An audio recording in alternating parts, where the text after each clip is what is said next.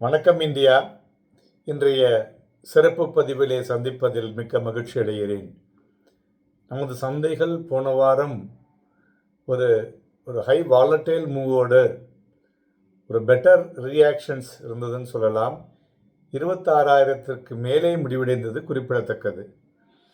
2வது வாரமாக சந்தைகள் பாசிட்டிவில் முடிவடைந்திருக்கிறது.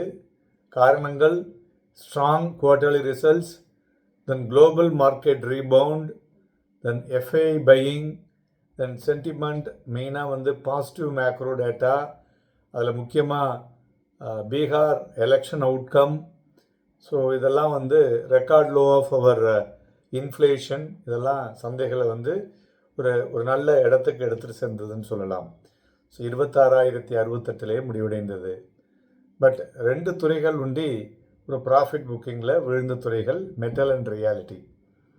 ஸோ இப்போ எல்லாருக்கும் வரும் வாரம் எப்படி இருக்கும், என்னெல்லாம் பண்ண வேண்டும் என்பதை பற்றி தான் பேச இருக்கிறோம். ஸோ குளோபல் டு லோக்கல் அப்படிங்கிறது தான் வரும் வாரத்தினுடைய ஒரு தலைப்பாக இருக்கக்கூடும் சந்தைகளில். அது மாதிரி எல்லாருக்கும் அடுத்த கேள்வி, இந்த ட்ரெண்டு பாசிட்டிவ் ட்ரெண்டு தொடருமா அப்படிங்கிறது தான் இல்லையா? ஸோ அதற்குண்டான பதில் ஆஸ் யூஷுவல் கடைசியில் பார்ப்போம். வரும் வாரம் பார்க்கும் பொழுது இந்த strong quarterly results plus FII வாங்க ஆரம்பிச்சிருக்காங்க. எஃப்ஐஐ இன்டைரக்டாக வாங்க ஆரம்பித்தாலே என்ன நியூஸ் அவங்க கொடுக்குறாங்க அப்படின்னு பார்த்தீங்கன்னாக்கா, இந்த இந்தோ யூஎஸ்னுடைய ட்ரேடு டீல் நெகோசியேஷனில் இருந்தது, கன்ஃபார்ம் ஆயிடுச்சு அப்படிங்கிறது தான் சொல்கிறதுன்னு நம்ம எடுத்துக்கொள்ள வேண்டும். அடுத்தது பார்த்தோம்னாக்க அதான் இந்தோ யூஎஸ் ட்ரேட் அக்ரிமெண்ட்டு.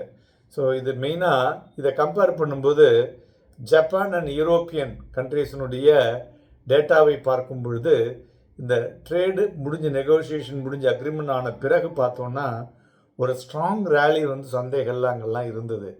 ஸோ அடுத்தது India is just onboarding for that அப்படின்னு நம்ம அதை எடுத்துக்கலாம். ஓகே, தென் வரும் வாரத்தில் ரொம்ப முக்கியமாக பேசப்படக்கூடிய IIP data and GDP data ஒரு கீ ட்ரிகர் டு த மார்க்கெட்னு நம்ம எடுத்துக்கலாம். அதுவும் இந்த மாதத்தினுடைய கடைசி வாரம் இல்லையா?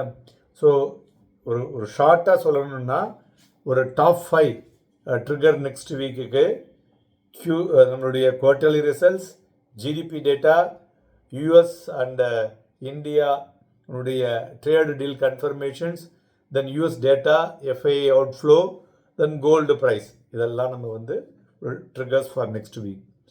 ஸோ ஆர்பிஐ பார்த்தோன்னா நேற்றைய தினம் ஒரு அறிக்கையை வெளியிட்டிருக்கிறார்கள். என்னன்னு பார்த்தோன்னாக்கா, இந்த லான்ச்சிங் யூபிஐ இருக்கு இல்லையா, அது வித் யூரோப்பியன் கண்ட்ரியோட ஒரு இன்ஸ்டன்ட் பேமெண்ட் சிஸ்டத்தை கொண்டு வராங்க. ஸோ இதனால் என்ன சார் லாபம் அப்படின்னா, கிராஸ் பார்டர் உங்களுடைய பெனிஃபிட்ஸ் ஜாஸ்தியாகும். இங்கேருந்து பணம் அனுப்புறது, அதாவது இம்போர்ட் எக்ஸ்போர்ட்ஸும் அதிகரிக்கக்கூடும் என்று எதிர்பார்க்கலாம். அதனால் it is a good to India as well as Europe.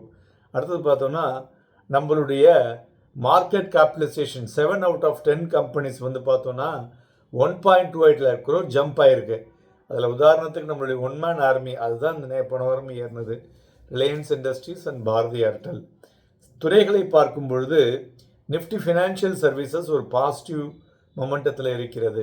காரணம் என்னென்னா, குட் குவார்ட்டர்லி ரிசல்ட்ஸ், அதேமாதிரி high hope of RBI interest rate cut in December, then plus பார்த்திங்கன்னா நிறைய கவர்மெண்ட்டில் changes on to the banking and NBFCs. So இதெல்லாம் ஒரு முக்கிய காரணிகள் என்றே சொல்லலாம்.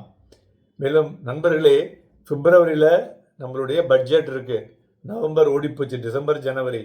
ஸோ அடுத்த 60 நாட்கள் பட்ஜெட்டினுடைய மூவ்மெண்ட்டோட சந்தைகளில் ரியாக்ஷன்ஸ் இருக்கும் என்று எதிர்பார்க்கலாம். அதுபோல் textile, gems and jewellery, automobile, ancillary, நம்மளுடைய யூஎஸ் இந்தியா ட்ரேடு அந்த டென்ஷன் ஈஸ் ஆகிடுச்சுங்கிறதுனால இதுலேயும் மொமெண்டம் வரக்கூடும். அடுத்தது பார்த்தோன்னா பிஎஸ்யூ பேங்க்ஸ், போன வாரமே நீங்களாம் நிறைய பேப்பரில் பார்த்துருப்பீங்க, நிறைய யூடியூப்பில் வந்திருக்கும். அதாவது 12 பேங்கை மெர்ஜ் வித் 6 to 7 பேங்க்ஸ் ஆக்குறாங்க. அதேமாதிரி smaller bank merge with state bank and பிஎன்பியில் இருக்கக்கூடும் என்று எதிர்பார்க்கப்படுகிறது. அடுத்தது கேபிட்டல் மார்க்கெட் ஸ்டாக்ஸ், ஏன் சொல்லுங்கள், க்ரோ போன வாரம் லிஸ்ட் ஆச்சுல்ல, அது பெட்டராக இருக்கிறதுனால அந்த துறையில் உள்ள ஸ்டாக்ஸ் எல்லாமும் மொமெண்டம் வரக்கூடும். ஏன்னா எல்லாரும் உடனே என்ன பண்ணுவாங்க, compare with the price, compare with the PE, compare with the earnings, இதெல்லாம் பார்க்கும் பொழுது அதோட பெட்டராக இருக்கிறது மேலே செல்லக்கூடும். அடுத்தது பார்த்தோன்னா ஸ்டீல் செக்டார். இதில் வந்து கவர்மெண்ட் வந்து இந்த இம்போர்ட்ஸுக்கு வந்து சில ரெகுலேஷன்ஸை வந்து ரிலாக்ஸ் பண்ணியிருக்காங்க ரூல்ஸில். ஸோ அதனால தான் அது வந்து போன வாரம் மெட்டலில் வந்து ஒரு சாஃப்ட்னஸ் வந்தது. ஸோ அது இந்த வாரம் ஒரு மாதிரி ஒரு ஸ்டெபிலிட்டி வரக்கூடிய வாய்ப்புகள் இருக்கக்கூடும்.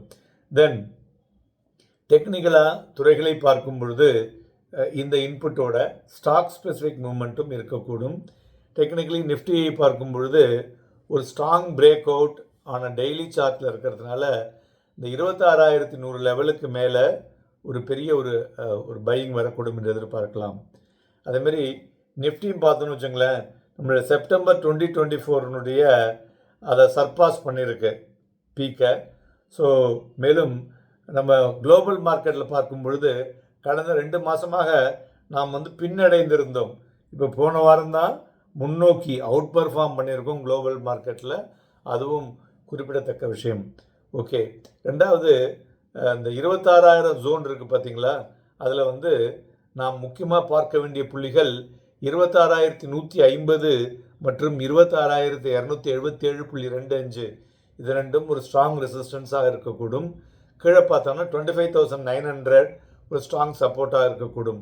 பேங்க் நிஃப்டியை பொறுத்தவரை பார்த்தோன்னா 59,000 மேலே பார்த்தோன்னா 59,540.10 ஸ்ட்ராங் ரெசிஸ்டன்ஸ், கீழே வந்து 58,588.55. இந்த ரெண்டு இடத்துலையும் எங்கே உடையுதோ அதுக்கு தகுந்த மாதிரி ரியாக்ஷன்ஸ் இருக்கும். பட் பேங்க் நிஃப்டியை பொறுத்தவரையும் வரும் வாரத்தில் ரொம்ப பெரிய ஒரு இது இருக்காது போல் தெரியுது. அதுமாரி நிஃப்டி 500 பார்த்தோன்னு வச்சுங்களேன், ஒரு இன்டர்னல் ஸ்ட்ரென்த் டோன் வந்து சாஃபன் ஆகிருக்குன்னு சொல்லலாம். அதாவது ஒரு கூலிங் ஆஃப் அப் ட்ரெண்ட் மொமெண்டத்துலேருந்து ஸ்டாக் ஸ்பெசிஃபிக் மூமெண்ட்டு வந்து சேஞ்ச் ஆகக்கூடிய வாய்ப்புகள் அதிகமாக தெரிகிறது. அதுமாரி நம்ம வந்து இன்னொன்று பார்க்கணும், என்னென்னு பார்த்தீங்கன்னாக்கா ஒரு நியூ ஹை அதில் அந்த நிஃப்டி 500 வந்ததில் பார்க்கும் பொழுது அப்புறம் நியூ லோவையும் வச்சு கம்பேர் பண்ணும் பொழுது ஒரு சைட்வேஸ் டைரக்ஷன்ஸ், ஒரு டெசிஷன் ஆன் அதில் வந்து காமிச்சிட்ருக்கு. ஸோ அதனால் ஒரு டெசிசிவ் ஸ்ட்ரென்த்தும் பார்க்க முடியவில்லை. அதனால் வரும் வாரம் இது எதை குறிக்குதுன்னா இந்த ஸ்டாக் ஸ்பெசிஃபிக் மூமெண்ட்டு தான். வரும் வாரம் பார்க்கும் பொழுது அந்த நியூ ஹை இம்ப்ரூவ் ஆகி அந்த கான்ட்ராக்ஷன் லோ வந்ததுன்னு வச்சுங்களேன், ஒரு ப்ராட் பேஸ்ட் அப்ஸ்விங் மார்க்கெட்டில் வரக்கூடிய வாய்ப்புகள் அதிகமாக இருக்கும் என்று எதிர்பார்க்கலாம். மேலும் நண்பர்களே, ட்ரெண்டை பொறுத்தவரை பாசிட்டிவாக இருக்கிறதுனால வரும் வாரமும் சந்தைகள் வந்து வாங்கி விற்பதற்கு ஏதுவாக இருக்கக்கூடும். மேலும் நமது குழுமம் பார்த்திங்கனாக்க ஒரு அறிவு சார்ந்த பணம் வரும் பாதையை அடையாளம் கண்டு அதை வந்து உங்களுக்கு ஒரு தெளிவான ஒரு பாதையில் எடுத்து செல்கிறது. அதனால் தொடர்ந்து சப்ஸ்கிரைப் பண்ணுங்கள், உங்களுடைய நண்பர்களுக்கும் இதை ஃபார்வர்ட் பண்ணுங்கள். நன்றி, வணக்கம்.